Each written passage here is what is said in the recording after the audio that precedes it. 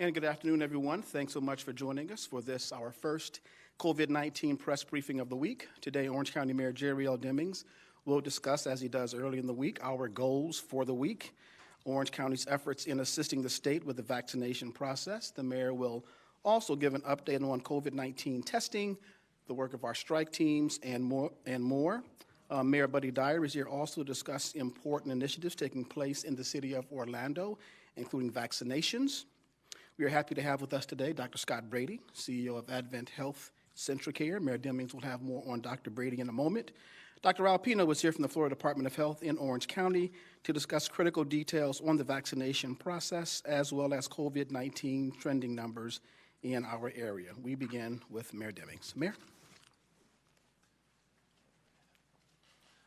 All right, good afternoon. Hopefully you all had a great weekend. Welcome to our press event as we begin yet another week here in Orange County as we endeavor to fight against COVID-19 spread within our county. I'm going to share good news, bad news like we normally do, but I'll start this week with kind of big picture types of items, which really kind of helps to tell you where we're headed this week in Orange County. First, we will continue to assist the State Department of Health in Orange County in the distribution of vaccine to those 65 and older, as well as healthcare workers with direct patient contact in our community. And we're going to explain that a little bit more in just a few moments. Number two, we will continue to send our compliance or strike teams to businesses to make sure they are complying with the county's facial covering executive order. We're doing that because all of the experts tell us that it is still important that we wear the facial coverings when out in public if we really want to get in front of the spread of the virus. Number three, we will continue to offer free COVID testing at Barnett Park. We repeat that at the beginning of each week.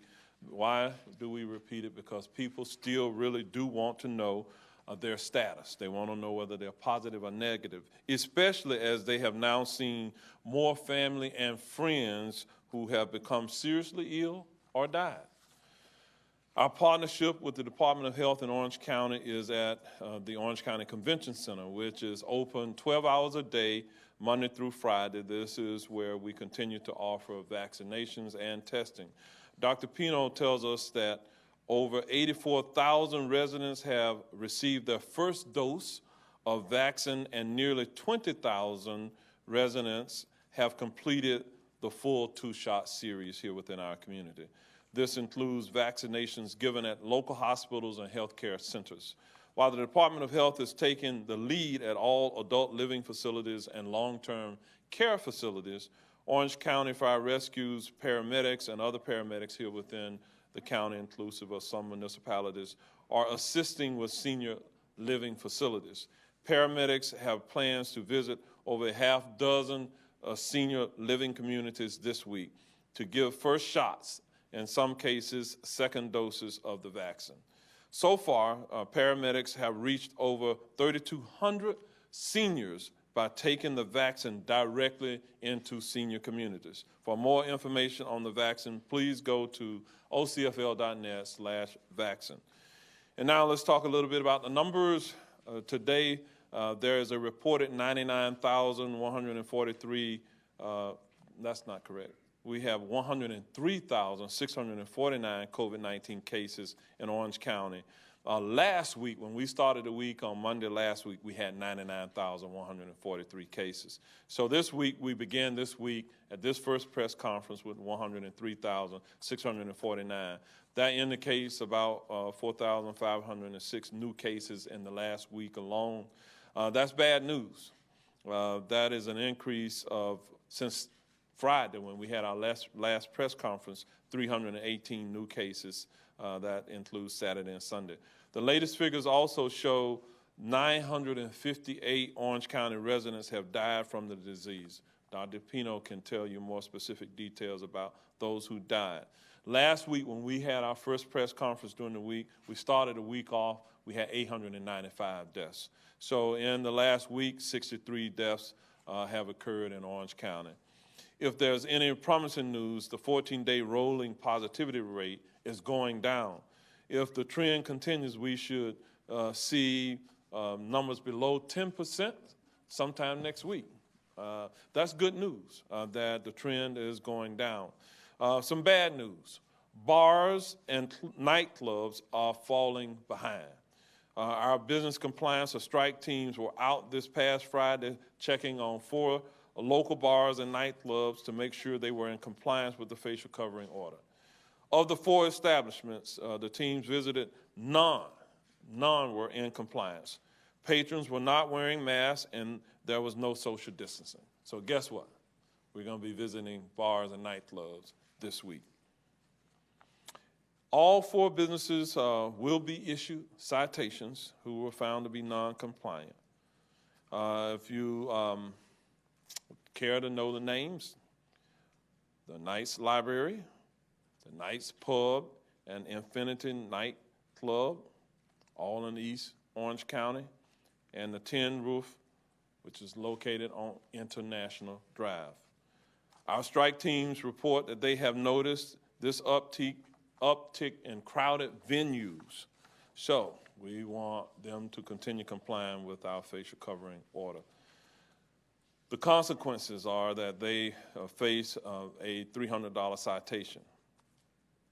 Since I signed the executive order allowing the teams to warn and fine businesses, the teams have visited over 1,500 locations. They have handed out 103 warnings and 21 citations. Okay. On to other news that I will share with you.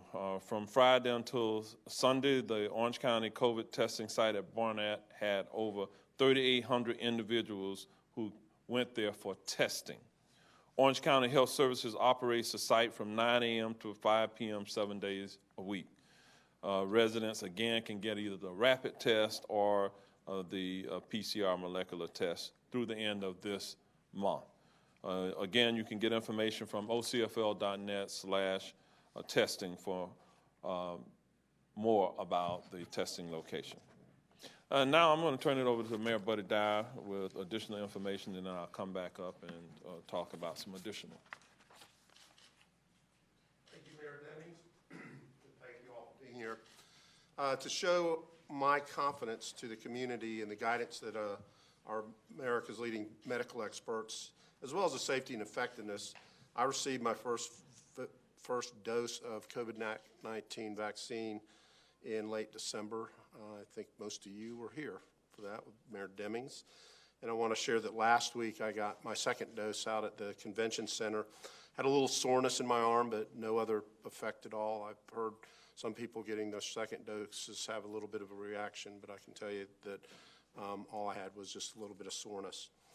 I received the vaccine to help my family, my friends, and every person in our community stay healthy and safe. And we know that the vaccine will prevent illness and deaths from the virus. So getting the vaccine gets us on a path towards spending time with each other again the way we used to return to family gatherings and holiday events. At the same time, it helps us move our economy forward by ending the pandemic. So we know that the vaccine distribution will take some time.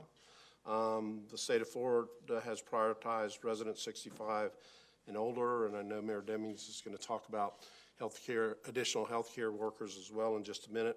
But I want to encourage every person in our community, when it is their turn, when they have access to the vaccine, to take it, to have it administered. While I was at the convention center, I also had the opportunity to thank the professionals from the health department, from Orange County Fire Department, from Orlando Fire Department, and it was a great operation in terms of the efficiency of administering the vaccine. So Dr. Pino, you and your team are doing a fantastic job, and I want to extend my appreciation for that. As a city, we continue to support Orange County and the Department of Health and the state on vaccinations. The fire department, the police department, and the city's transportation team have provided support for the state-run vaccination sites that they're doing at churches. So St. Mark AME was last week. The team supported yesterday out at Mount Pleasant Missionary Baptist Church. And our Orlando Fire Department paramedics, along with the Department of Health, are also vaccinating seniors in senior facilities. So far, we've done 6 different facilities. Most of them are the high rises in the downtown area. 620 senior residents have received their first vaccination and will continue for the next several weeks. So I want to thank all of our first responders who are participating in that. A little bit of good news. Our local economy is moving forward. Camping World Stadium is hosting patrons for events in the coming weeks. We had our 3 bowl games during the holiday season, and now monster trucks and motorcycles are coming back. The Monster Energy Supercross, which is part of the FIM World Championship, comes to Orlando February 13th and the 20th. And Monster Jam has 3 events over 2 days on the 27th and 28th of February. Health and safety of the guests will be our primary concern. We will require face covering, enhanced measures to socially distance, and also reduce capacities at the stadium. Tickets will be mobile only, and we've implemented technology upgrades to transition to a cashless and touchless environment. With those measures, we remain committed to providing a safe environment for our citizens to be able to enjoy the shows. With that, I'll turn it back over to Mayor Demings. Okay, thank you, Mayor Dyer. And the next issue that we're going to talk about is good news. We have received a lot of inquiries about when will we be providing more opportunity for frontline healthcare workers to become vaccinated, regardless of their age. And so we are excited to announce an ongoing initiative with Advent Health that will allow us to quickly and conveniently vaccinate more frontline healthcare workers in our community. The Florida Department of Health in Orange County is allocating more than 3,000 doses for healthcare workers, regardless of the healthcare system that they are affiliated with. The vaccinations will take place this coming Saturday, February the 6th, at a pop-up site that Advent Health has launched outside or near the Orlando International Airport. Any healthcare worker with direct patient contact is eligible regardless of the healthcare system affiliation. It is important to note that appointments are required and walk-ups will not be accommodated.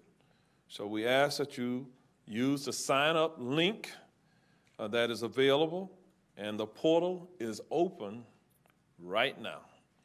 You can go to ocfl.net/vaccine.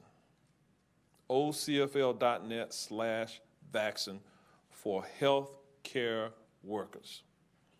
Again, this is for healthcare workers regardless of their ages. Advent Health opened this site last month as a pilot location and successfully and seamlessly vaccinated nearly 7,000 people within our community. We are thankful to be community partners with Advent Health on this effort as they have stepped up to the plate to assist with the distribution of vaccines within our county. Joining us from Advent Health in the white coat, Dr. Scott Brady, who is the CEO of Central Care, which is operating the vaccination site. And so with that, I'm going to ask Dr. Brady to say a few words with you, and then we will transition to Dr. Raul Pino, who you all hear from on a regular basis. Dr. Brady. Thank you so much, Mayor Demings. Mayor Dyer, thank you.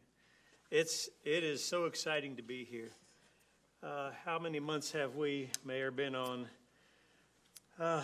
virtual calls since March of 2020, figuring out how to fight this best in our community? Playing offense as much as we can with social distancing and washing our hands in masks, and defense, preparing our hospitals and our providers to treat this as best as we can. But now, with the vaccine, what an exciting day.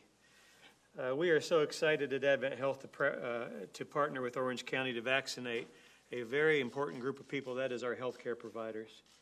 As healthcare workers on the front lines are central to treating our folks that get infected with COVID, we want to make sure they're safe so that they can help our community and that they stay safe.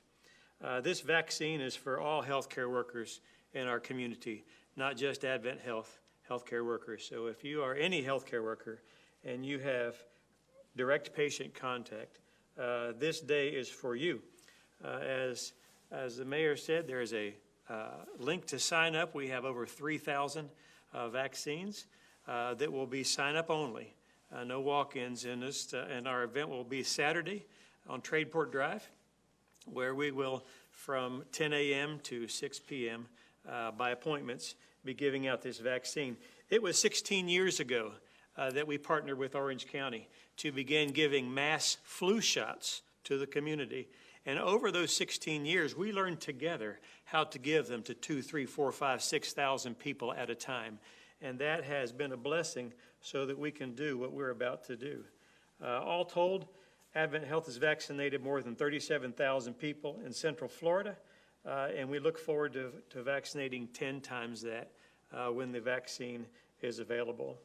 A couple weeks ago, as the mayor said, we opened up this site about 3 weeks ago and vaccinated almost 8,000 folks with their first dose of Moderna vaccine. Those were elderly folks. What a wonderful day.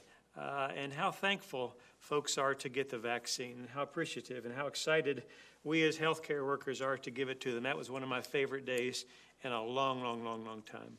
And I'm so looking forward to this weekend as well. We believe our process works. It worked quickly. People were about 30 minutes from getting out of the car to getting back in the car, and that included 15 minutes waiting after the vaccine. So that was seamless. I want to thank Dr. Pino and Mayor Demings for their trust in the partnership. And I'd like to ask our community to get the vaccine when it becomes available. This vaccine is safe. This vaccine prevents the disease. This vaccine prevents the spread. This vaccine is what we need to go on offense to help stop this pandemic. So thank you, Mayor. I'll turn it to Dr. Pino. Thank you, Doctor. Thank you, everyone. Good afternoon. So I'm going to quickly go over the pandemic's number because I want to give you more detail on the vaccination. And the mayor have mentioned to you some of the numbers. I want to highlight that our recovery rate has increased to 93%. And that's also a function of the decrease on the number of cases daily, as well as the positive rate that the mayor mentioned is continuing to decline little by little. We also have 958 deaths. That is an addition of about 21 deaths from when we saw you last. The range was from 28 years old to 90, with a median age of 75. 7 were male, 7 were female, 14 were male, 1 American Indian, 1 Asian, 7 black, 2 other, and 10 were Caucasian. The ethnicity, 6 Hispanic, 14 non-Hispanic, and 1 unknown. 15 of those individuals had pre-existing conditions that we know of, and 8 out of the 21, that is 38%, have been reported to have an assisted living facility address. With regard to the vaccination numbers, happy to say that we have reached over 100,000 doses given in the county. The exact number as of this morning was 1,540. So 100,005 The total number of dosage given to Orange County residents, 103,000 with 926. Now, the number of non-residents that has been vaccinated in the county, 1,114. And I always make a point that not everyone who vaccinated in the county resides in the county. We have a lot of healthcare providers and others who do not live in the county but work here. Now, at least with one dosage, 84,755. That gives us a 5.6% of our population have received at least one dosage. Just another number, interesting number. The hospitals has given 43% of all vaccinations. The Orange County Health Department with the Orange County government, about 35% of all vaccinations. Pharmacies in our county, about 4.9% of all vaccinations, and others, which is a large category, about 16% of all vaccinations. Another point that I want to make to the public is when you bring your QR code, remember that for the second dosage, you have a QR code. It is important that you bring your second dosage QR code. When you receive the email, you will receive two, one for the first dosage and one for the second one. It's important that you bring the second one because that one tells us that you had the first dosage. So, and that will tell us which one we have to give you. So that second QR code card is important for your safety and for us to be able to expedite the process. We are starting to communicate with non-residents that has prospective appointments to let them know that if they are not residents of the state of Florida, at least part-time, they should cancel the appointment, and that everyone should be ready to provide identification or otherwise documentation that they are residents, at least part-time, of the state of Florida. With this, please wear your mask, wash your hands, while you distance. We are beginning to make inroads and fighting this pandemic, but we still need your help and compliance with CDC guidelines so that we can continue to successfully advance. Thank you. Okay, with that, we're going to open it up to questions. Just as a reminder, if there's any Spanish-speaking media here, we have the ability to translate. I do acknowledge that Commissioner Gomez-Cordero from Orange County has joined us. Ms. Ilia Torres is here to assist with translation, and Dr. Pino is fluent in Spanish. And with that, we'll open it up to any questions at this time. Of course, we start with Ms. Lauren Seabrook and Dr. Raul Pino. Actually, I was wondering if I could ask a question of Dr. Brady, if that's okay. Switching it up today, I know. Just doctors. Lauren Seabrook, Channel 9. I'm curious, in addition to the extra doses that are going to be going to healthcare workers this weekend, do you all have any extra doses, or what is your process for people with comorbidities that are under 65? That's probably the biggest question we're getting right now. A lot of people around our community really feel like they need to be getting this. It's in the executive order from the state that only the hospitals can give these vaccines to that category of people. So what's your process for that? So when we get the vaccines from the state, from the county, partner with the county, those vaccines are earmarked for a particular group. When we first got vaccines, it was the 1A group. Those were the healthcare workers. We distributed those to the healthcare workers. We got some other vaccines that were earmarked for seniors. There's where we give the 8,000 to the 7,681 to the seniors about 3 weeks ago.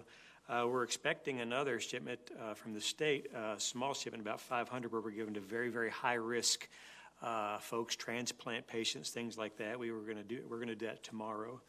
And then our partnership here is going to go to the healthcare workers for this 3,000. So as we get those dosages in, we're looking forward to giving more and more out. We're looking forward to giving them to more seniors, looking forward to getting more doses in for those that have comorbidities as well, and finally to the general population. Dr. Brady, Emily Braun with News 13. Just kind of bouncing off of Lauren's question a little bit further. So talking about people with comorbidities, what are some of the examples of comorbidities that need to be present in order for a person to qualify to get the vaccine in that category? So again, right now we don't have vaccine distributed to us for those comorbidities, but when that does come, comorbidities, it would make you higher risk. Folks that have had heart disease, folks that have had lung disease, folks that have diabetes, hypertension. Those are predisposing things that make you at a higher risk for getting COVID. And those will be spelled out as well when they come. But those are some of the highest comorbidities. All right, this is Melissa Thomas of Florida National News. This question is for Mayor Dyer, actually.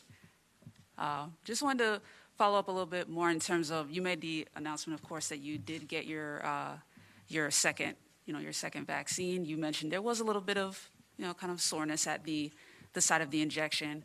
Is there any other any other signs that you would kind of give the residents that are awaiting that second dose? Because I know you are encouraging folks to go ahead and get their vaccine. I know others that have received the second dose, including Dr. Pino and Mayor Demings, had more of an adverse reaction than I did. Mine was no different than a B12 shot, quite honestly, in terms of the soreness in the arm. But I know that some people do exhibit other symptoms. They're somewhat lethargic, and I might let either of them speak to their experience as well.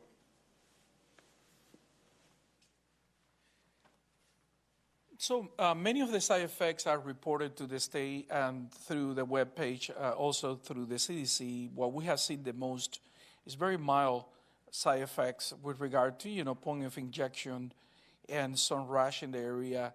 Some people have experienced temperature. I did experience temperature like 24 hours after. And some people have experienced mild, like when you are going to get the flu. But also the side effects are not all that bad, in the sense that it's also an indication that your body is reacting to a foreign element that has been introduced, so your immune system is gearing up to fight. So yes, there are some secondary effects for some people, but they are not that crazy, and they don't last more than 24 hours. This question is for Dr. Pino, Carla Ray from Channel 9. Some advocates in the disability community have called for better access, easier access for seniors with disabilities, including the idea of fast lanes at sites like the one at the convention center. Is that feasible? And if not, why not? So it's not a why not. The site is not designed to have an extra lane. But with regard to seniors with disabilities, we have increased our outreach to seniors with disability. And instead of them coming to us, we are going to them. We have vaccinated about more than 3,000 seniors in their homes. We are doing that in collaboration with the Orange County Fire Department and other municipality. Orlando is one of those as well. And we are planning to increase those activities. Senior with disabilities, the one that cannot drive, we are at some distance from urban concentration when we are at the convention center. So with that, we prefer to go to senior housing where we find these individuals. But we have a lot of work to do. That's not the end. Because then you will say, how about the isolated seniors that may live alone in a home? And we also are elaborating a plan for that through the county with emergency department. And the normal registry that we have for natural events, hurricanes and other, and the ones that we have for the shelters for special needs that we open. So we have a listing, and as we have the ability, and as soon as we have the ability to go to their houses, we will. It's more about training. We have to train all the paramedics on how to do injections, and it's also about having the right volume of vaccine that will allow us to do that. But understand that process is a very slow process because it's one by one. But yes, we have a lot of work still to do to reach everyone. We just cannot reach everyone at the same time. Nikki Zizazo with News 6. You mentioned that there will be roughly 3,000 or so doses that will be available to all healthcare workers. So many people who've been trying to get the vaccine, have been frustrated because they say, look, I have every intention on getting it, but as soon as I try and get it within 8 minutes, there are no more, as you mentioned, by appointment only availability. So at this point, with the governor announcing more shipments are going to be sent to Florida, when do you guys anticipate you'll get another shipment for some of the healthcare workers who may not be able to be registered in time to get it on Saturday? Yeah, that's a great observation, and that's great news that we have more demand than we have supply. I'm so thankful that so many people want it. And when we put up our link, it'll fill up within minutes to an hour. And so when we designed these, and Dr. Pino designed his vaccine events, we designed these to be something that we can do every day, 7 days a week, and expand as we get more and more supply. We haven't heard a definitive date of when we're getting more supply, but as the days go on, it seems like it's starting to open up. This question is for Mayor Demings. Danielle Lama with Fox 35. Mayor, hearing that out of the 4 businesses that the strike teams visited, none were in compliance. Do you know what they were seeing out there? And is it frustrating hearing some of the same names come up over and over again? Yeah, some of the bad actors, you've heard their names before. But we have resolved that we're going to continue to be relentless and going to businesses and ensuring that they're following the facial covering executive order. And that means that we do have to circle back from time to time to some of the businesses. And we do receive complaints from various sources from time to time about different businesses. And we're going to be responsive. So as I said, that because the focus this past weekend was on bars and nightclubs, and we found none of them to be compliant, I said to you, well, guess what? We'll be visiting bars and nightclubs this week. So those types of businesses, they can anticipate at any given time that the strike teams can visit their business, and that can subject them to the fine. That's what we have to do. We're going to continue to do it. This is for Dr. Brady. This is Steve Hudak from the Sentinel. I like the football analogy, offense and defense with the last name Brady. So, Tampa Bay, Sure. My question is, you said that you were expecting about 500 doses, that maybe as soon as tomorrow, for people who have comorbidities. Is that only for Advent Health patients, or is it for patients from other hospital systems as well? My understanding is that many hospitals are receiving the same from the state. And the allotment at Advent Health in Central Florida was 500 doses. And so we send out opportunities for the highest of high risk. These are transplant patients, immune suppressed patients. And we're going to do those. But my understanding is we're not the only hospital doing that. The other hospitals are also doing that to their very, very high risk. And for the last question also, Tim, why don't you come forward? I think part of her question, I may not have answered it, and it was, what do you see in the businesses that were not compliant, to give her a full answer? Yeah, we've been out to these bars and arcades. I think most of the citations that we have written are based on some of those nightclub activities. Certainly, one of the aspects that has kind of put them in kind of a precarious position is, the governor says we're open for business.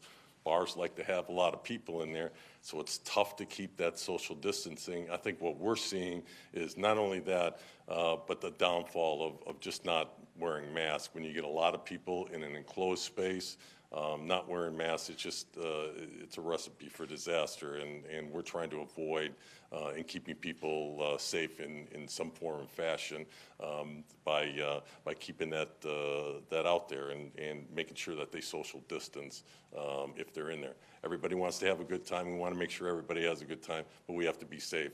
I think the message has been clear from day one. Wash your hands, wear your mask, social distance, and we can get through this if we just all adhere to those rules on that. This next question comes from Austin Fuller in the Orlando Sentinel. He's working on a story about how Seminole County is using a former Sears store at Oviedo Mall for its coronavirus vaccinations.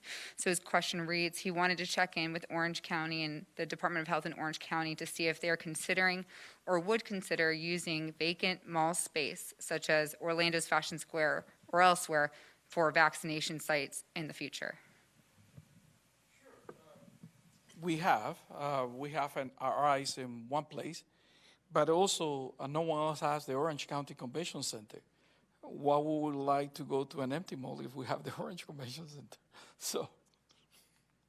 Thank you, Dr. Pino. This next one comes from Jerry Askin from WKMG. He just would like a clarification on who gets to decide where vaccine sites pop up. His question reads, is it up to the state or the county to decide where community vaccination sites are placed? This is outside the convention center, he's asking.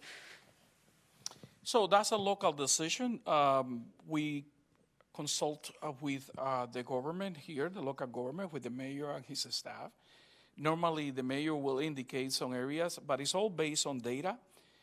When we expand, it's going to be based on data, but regarding with that, also some spaces have limitations.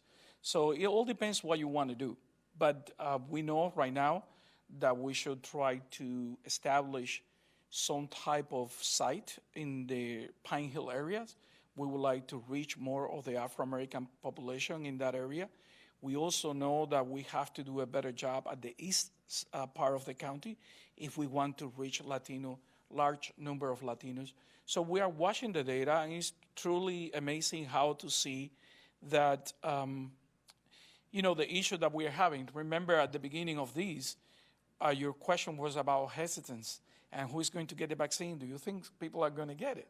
And now the problem that we are having is the reverse, which is a good problem to have. We have a high demand. The last time that we opened the portal, it fills in 30 minutes, 8,000 slots in just a few minutes. It will fill again when we open again. And the idea is that use data to help us to analyze where we need to be. Doesn't mean that necessarily we can land in that specific site, but as close as possible. And we are looking for areas, an ethnic group, that are having a lower representation in the number of people that we have vaccinated. Thank you. This next one comes from Nadine Yanis from News 6. She wants to ask why Orange County has decided to stick with its current reservation system and not move forward with the statewide pre-registration site. What issues have you encountered, and was Orange County prepared for the switch? So that's a difficult question in the sense that the county was generous enough to extend the contract that they have with CDI McGuire for another month, for the entire month of February. And that's going to give us the time to observe how the other platform perform. It's not that we have decided or not. We may not have a choice at the end, but for now, we are waiting for that platform to be fully implemented and see how it performs. One of the concerns that we have is data entry. And our system that we are operating right now doesn't require any data entry from our end, and we would like to keep it that way because, again, as I mentioned before, giving the vaccination is the easiest of all things in the vaccine world. It's what happened before and after that complicates, and data entry is one of those. Thank you. These last two questions are from Mayor Demings. Matthew Petty with WMFE. Mayor Demings, are there plans for vaccinating inmates at the Orange County Jail? For example, those inmates who are high risk for infection. We have reviewed the prevalence of COVID-19 within our inmate population. I'm happy to report that we have very few instances today of individuals who are positive in our jail. And at some point, as the availability of the vaccine increases, so will the locations that we will begin to offer the vaccinations, and that will be inclusive of our jail. Remember, local jails are short-term types of facilities. The overwhelming majority of individuals who are booked into our jail are also released from jail. So maybe 20% or so of the jail population is there on felony charges and stay for longer periods of time. But the overwhelming majority of the individuals are in and out. So it may or may not be the most effective way to disseminate the vaccine, but if we had greater supply, we would. The area that concerns me perhaps the most is in terms of the disparities we see with the lack of fewer people of color being vaccinated. I've looked at the data Dr. Pino has shared with us, and we know we need to do some catching up there. But at this point, the county does not control the inventory of the vaccine. That is controlled at the state level. And in many instances, the state decides who will get the vaccine. In fact, there have been, even recently, some sites where the vaccine was distributed, and the sites were chosen by the state. I believe that as we move forward, what we want to do is to, given the data that Dr. Pino talked about, we want to be able to respond appropriately geographically to ensure equity in who gets the vaccine. And I realize that in some cases we have some challenges with the optics, where some people feel like if you are a certain income, certain race, certain ethnicity, you don't have adequate access to the availability of the vaccine. My goal is to the extent I can, with not having control of the supply, when we are given an indication of the supply, to work with Dr. Pino, work with our private sector provider and others to ensure that there's equity in how that available supply is distributed. Thank you. And this last question comes from Ryan Lynch in the Orlando Business Journal. From Mayor Demings, his question reads, what kind of businesses are you seeing getting more fines or warnings? Has it been a mix? We have seen, as of late, obviously nightclubs and bars, we've only issued 21 citations. And so as Mr. Bolduc indicated, these are places where the density is high, where, because of the crowd that's there, these are primarily young adults, and they take risk. They're healthy individuals. They may take risks that others who may be 65 or older, or who are in vulnerable populations, they won't take the risk. So I think that's what we see. In some cases, we've seen some other retail types of outlets, whether they be restaurants or other retail establishments where people are going to patronize those businesses. In some rare cases, there have been automotive repair shops and small businesses like that, but they have focused since the order went into effect December the 4th on a myriad of different types of businesses, and they're going to continue to do that. But obviously when we see the indication that we have a problem with a specific type, then it requires an immediate response and focus in that area. Okay, I believe that is the last question. So just as a reminder, we will do another briefing on Thursday of this week, February the 4th at 4:30 p.m. Thank you all for attending today.